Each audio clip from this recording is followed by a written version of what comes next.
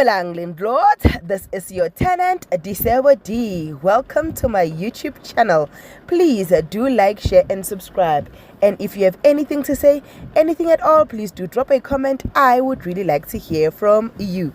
My landlords, I know we don't normally cover these stories, but I'm so invested. My apologies, but please just watch anyway.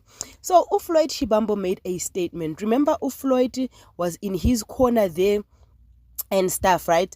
But Floyd Shivambu made a statement regarding this whole Ntantla Mkhwanazi thing and Senzo Mchunu, right? So his statement was the what he posted on X was, we demand the immediate removal of Police Minister Senzo Mchunu from his position and the immediate suspension of Lieutenant General Shadrack Sibiya pending a thorough and transparent criminal investigation.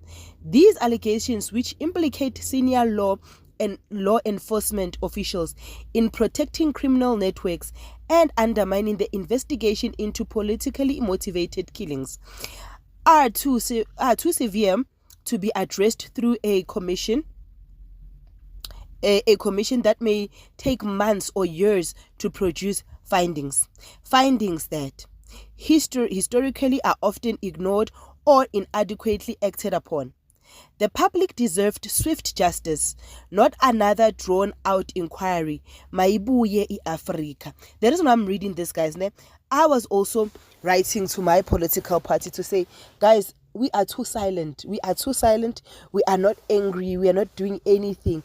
Do you think Guguti enough is being done by South Africans? And could this be a political statement for Floyd Shivambu to be remembered? Because at this point, Floyd now his political career is teka-taking, right?